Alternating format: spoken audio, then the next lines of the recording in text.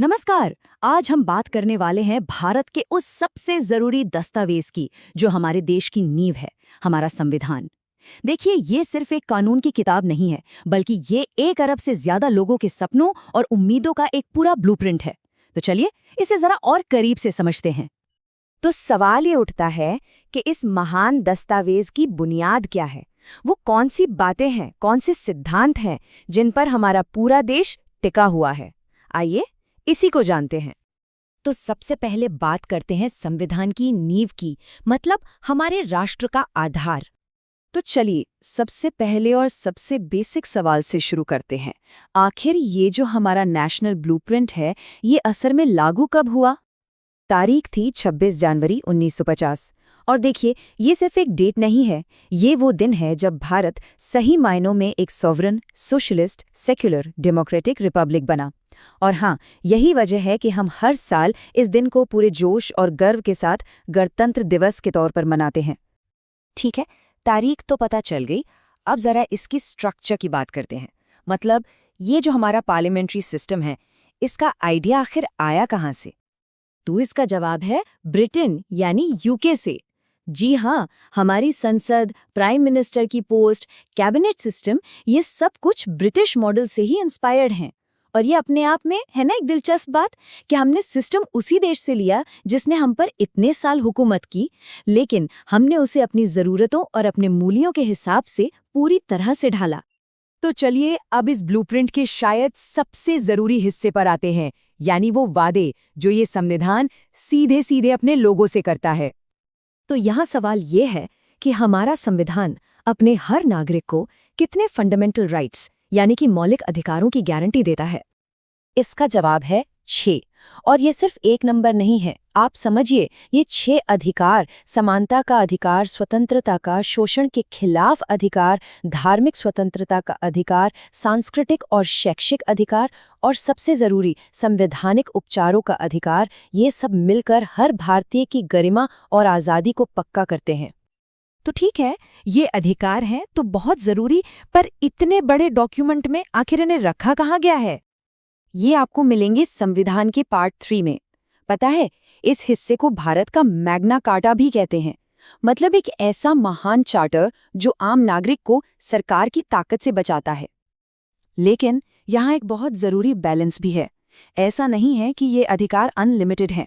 एक तरफ जहां नागरिकों के पास ये 6 फंडामेंटल राइट्स हैं, वहीं दूसरी तरफ देश पर कोई बड़ा खतरा आने पर, मतलब इमरजेंसी के दौरान, प्रेसिडेंट इन अधिकारों को सस्पेंड भी कर सकते हैं। ये दिखाता है कि पर्सनल फ्रीडम और नेशनल सिक्योरिटी के बीच कितना नाजुक बैलेंस बनाया गया है। ठीक है, अधिकारों की बात तो हो गई, पर सवाल ये है कि देश चलेगा कैसे? तो अब बात करते हैं गवर्नेंस के फ्रेमवर्क की, मतलब उस सरकारी मशीनरी की जो इस पूरे ब्लूप्रिंट को असलियत में चलाती है।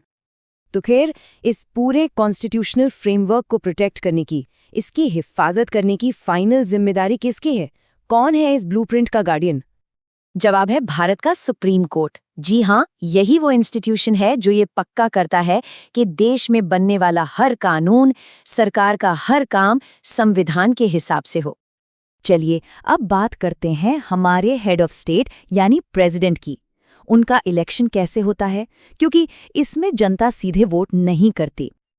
उनका चुनाव होता है एक खास सिस्टम से, जिसे कहते हैं प्रोपोर्शनल रिप्रेजेंटेशन और सिंगल ट्रांसफरेबल वोट सिस्टम। हाँ, मुझे पता है, ये सुनने में काफ़ी कॉम्प्लिकेटेड लगता है, पर आसान भाषा में इसका मतलब बस इतना है कि एक ऐसा सिस्टम है जिससे कोई भी वोट बेकार नहीं जाता, और जो नतीजा आता है वो वोटर्स की पसंद को ज़्यादा से ज़्यादा सही तरीके से दिखाता है। चलिए अब हमारे आखिरी सेक्शन की तरफ बढ़ते हैं और देखते हैं कि ये संविधान वक्त के साथ खुद को बदलता कैसे है और मुश्किल समय में काम कैसे करता है। तो एक सवाल मन में आ सकता है कि अगर संविधान एक फिक्स्ड ब्लूप्रिंट है, तो फिर ये बदलते समय के साथ खुद को अडैप्ट कैसे करता है? इसका जवाब है हमारे संविधान की फ्लेक्सिबिलिटी में।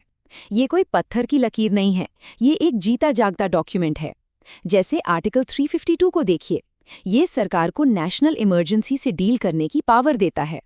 फिर आर्टिकल 370, जिसने जम्मू कश्मीर को पहले एक स्पेशल स्टेटस दिया था, ये दिखाता है कि कैसे खास सिचुएशन के लिए खास प्रोविजन बनाएं और बदले जा सकते हैं। और 1976 का 42nd अमेंडमेंट, जिसने हमारे प्रीएम्बल में सोशलिस्ट और सेक्युलर जैसे शब्द जोड़े, ये इस बात का सबसे बड़ा सबूत है कि हमारा संविधान वक्त के साथ अपनी आत्मा को भी इवॉल्व कर सकता है। एक डॉक्यूमेंट और 1 अरब से ज्यादा उम्मीदें, 70 साल से भी ज्यादा हो गए हैं। तो सवाल ये है कि क्या ये संविधान आज भी उतना ही रेलेवेंट है? शायद इसका जवाब इस बात में छिपा है कि ये आज भी हमारी डेमोक्रेसी की धड़कन है। एक ऐसा वादा जो हमें लगातार याद दिलाता है कि हम कौन हैं और एक देश के तौर पे हम क्या बनना चाहते हैं। ये एक ऐसा सवाल है जिस पर हम सबको सोचना चाहिए।